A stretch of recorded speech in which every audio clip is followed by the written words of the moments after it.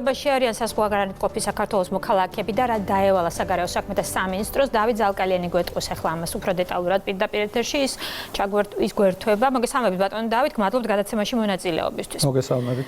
ერთ-ერთი დავალება თქვენმა უწყებამაც მიიღო დღეს, ანუ უფრო მჭიდრო კავშირი კლინიცისტებთან, ეპიდემიოლოგებთან, რომ უფრო მეტი კომუნიკაცია იყოს საზღვარგარეთ მყოფ ჩვენს მოქალაქეებთან. აი, რა ვიცით ამ დროისთვის მათი მდგომარეობის შესახებ უფრო მეტი ინფორმაცია რომ მოგვაწოდოთ.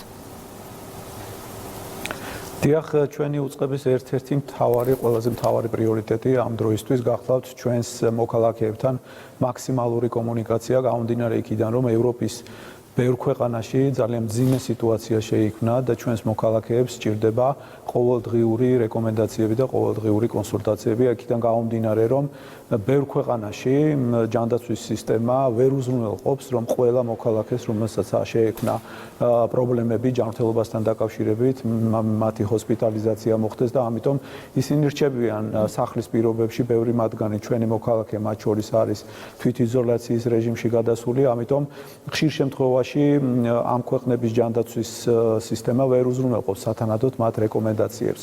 ამიტომ ჩვენ მივიღეთ გადაწყვეტილება დღევანდელ საკოორდინაციო საბჭოზე პრემიერ-მინისტრის დავალებით, რომ შევქმნათ ისეთი სტრუქტურა, ორგანიზებული სტრუქტურა, რომელიც საქართველოსთან გაუწევს რეკომენდაციებს ჩვენს მოქალაქეებს. ამიტომ ჯანდაცვის სამინისტროსთან ერთად და დაავადებათა კონტროლის ცენტრთან ერთად ჩვენ ერთობლივად გადავდივართ ორგანიზაციულ საქმიანობაზე იმისთვის, რომ განისაზღვროს ამ დარგის სპეციალისტები, რომლებიც დღის რაღაც გარკვეულ ეტაპზე ონლაინ რეჟიმში ცხელი ხაზის მეშვეობით მოახდენენ იმ ჩვენი მოქალაქეების კონსულტირებას, რომლებსაც ესაჭიროებათ ეს გამომდინარე იქიდან, რომ საერთოდ მართლაც ვერაუდიან.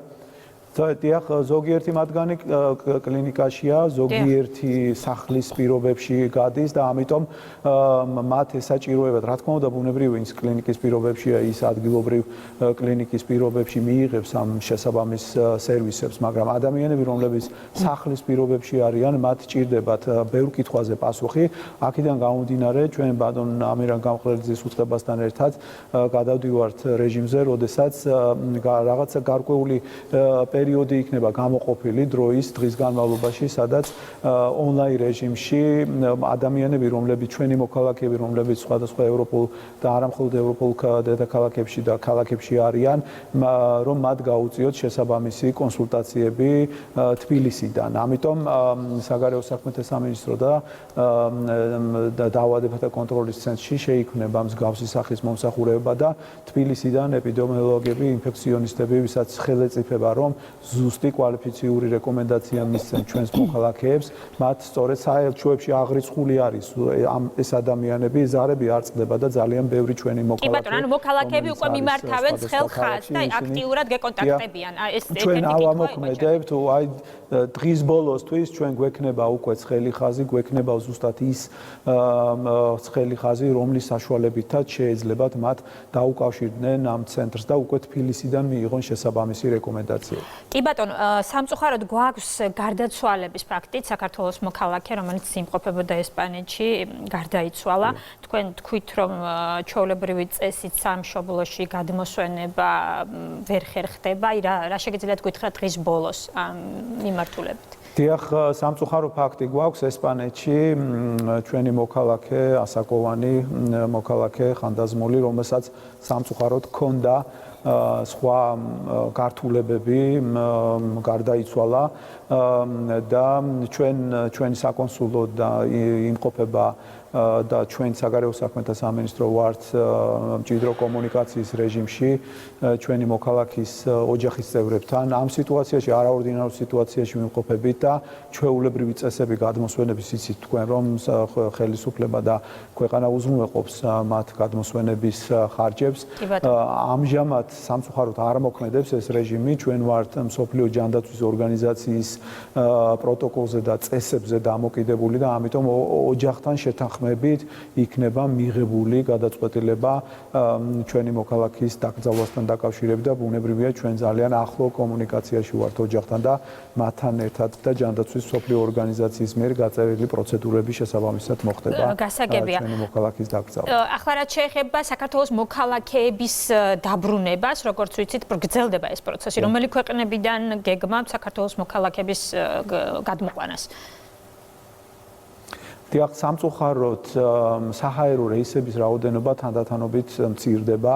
გამომდინარე იქიდან, რომ დიდმა ავიაკომპანიებმა მიიღეს გადაწყვეტილება ფრენების შეზღუდვებთან დაკავშირებით და ამიტომ საზოგადოება ინფორმირებულია ამის შესახებ და ჩვენ ვიმყოფებით არაორდინარულ სიტუაციაში და ფაქტიურად ვრჩებით ქართული ავიაკომპანიის მომსახურების პირობებში, მხოლოდ ჩვენ მადლიერი ვართ, რომ ჩვენ ძალიან მჭიდრო თანამშრომლობა გვაქვს Georgian Airways-თან და სახელმწიფო ყველანაირად ცდილობს გვერდში დაუდგეს ავიაკომპანიას იმისთვის, რომ შევიდეთ მასთან თანამონაწილეობის ფორმაში, რადგანაც ბილეთების საფასური არ გაიზარდოს ჩვენი მოქალაქეებისთვის და ამ მიმართულებით მნიშვნელოვანი ნაბიჯები არის უკვე გადადგმული და ვფიქრობ, რომ ევროპის იმ მიმართულებებიდან რა მიმართულებითაც ქართული ავიაკომპანია ახორციელებს რეისებს, სწორედ ამ ავიაკომპანიის საშუალებით მოხდება ჩვენი მოქალაქეების ტრანსპორტირება საქართველოს მიმართულებით. ყველა საელჩო, ყველა საკონსულო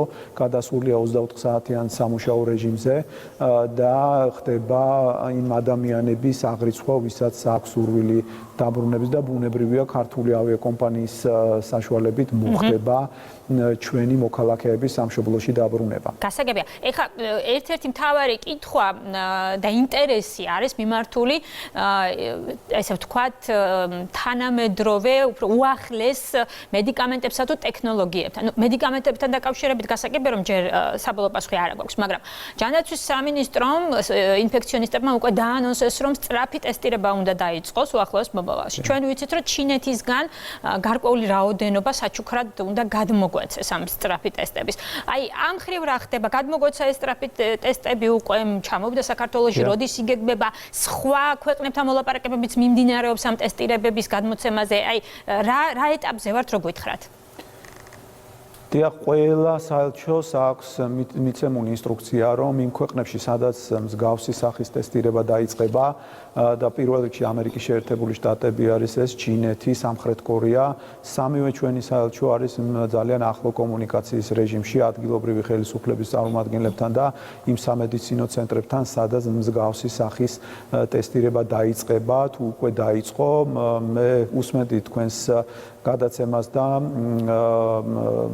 იყო აქ საუბარი იმაზე, რომ ამერიკულ კომპანიასთან, ერთ-ერთ ამერიკულ კომპანიასთან ჩვენ უკვე ვიმყოფებით ურთიერთობის გილიარდთან.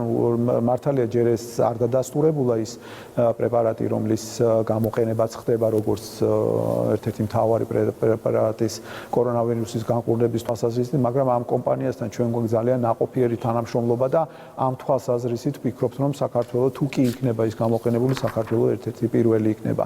ასევე ჩინეთთან ძალიან ნაყოფიერი თანამშრომლობა გვაქვს, პროცესში არის უკვე ამ ტესტების გადმოცემის საკითხი, მათ ტრანსპორტირებაზე ვსაუბრობ და უახლოეს პერიოდში ეს ტესტები იქნება საქართველოში. ასევე სამხრეთ კორეა, რომელიც ერთ-ერთი წინწასული ქვეყანაა იგივე თანამედროვე ტექნოლოგიების განვითარების კუთხით და სამხრეთ კორეა იყო ერთ-ერთი ქვეყანა, რომელმაც ეფექტიანი, ასე ვთქვათ, ტექნოლოგიები დაუპირისპირა კორონავირუსთან ბრძოლას, სწორედ მათი გამოცდილების გაზიარების კუთხით მიმდინარეობს ამჟამად მოლაპარაკებები სამხრეთ კორეასთან და ჩვენ ვფიქრობთ, რომ აქაც შედგება ეს თანამშრომლობა და მათ გამოცდილება საქართველოს გამოიყენებს. სანამ დავასრულებდე, მე მინდა ჩვენს მსმენელებს კიდევ ერთი მნიშვნელოვანი ინფორმაცია მივაწოდო, რომლის შესახებ მე დღეს საკოორდინაციო საბჭოს დასრულების შემდეგ ვისაუბრე, რადგანაც ერთ-ერთი მნიშვნელოვანი შეკითხვები, რომელიც მიდის იმ 90 დღიან ვადაზე არის საუბარი, ამ ფორს-მაჟორულ სიტუაციაში ძალიან ბევრი ჩვენი მოქალაქე, რომელიც ასე ვთქვათ, ჩარჩა და ვერ მოახერხა გამოსვლა ევროკავშირის ქვეყნებიდან და მოუწია დარღვევა ამ რეჟიმის სავიზო რეჟიმს გულისხმობთ, კი ბატონო. ტურაბედი დიახ, სავიზო რეჟიმი. ჩვენ ახლო ურთიერთობაში ვართ ევროკომისიასთან, იცით თქვენ რომ ევროკომისია მისცა რეკომენდაციები ევროკავშირის წევრ ქვეყნებს, რომ ინდივიდუალურად მიიღონ ზომები იმასთან დაკავშირებით, რომ მსგავსი ტიპის დარღვევის დროს მოხდეს შემსუბუქება და ამ ადამიანებს გადაუადდეთ იქ დარჩენის ვადა და არ ჩაითვალოს ეს დარღვევად. ამიტომ ყველა ქვეყანასთან ინდივიდუალურად მუშაობთ, საელჩოები მუშაობენ ინდივიდუალურად და ჩვენი მოქალაქეები, რომელსაც მსგავსი სახის პრობლემა შეექმნათ, შეუძლიათ მიმართონ ჩვენ საკონსულოებს იგივე ცხელი ხაზის საშუალებით და ჩვენ ინდივიდუალურად დავეხმარებით თითოეულ ქვეყანაში ცალკეულ შემთხვევები, როდესაც არის, რომ მათ ამ მსგავსი სახის პრობლემები არ შეექმნათ. გასაგებია, ძალიან დიდი მადლობა საგარეო საქმეთა მინისტრი დავით ზალკალიანი გვერდებოდა პირდაპირ ეთერში. როგორც უკვე გითხარით,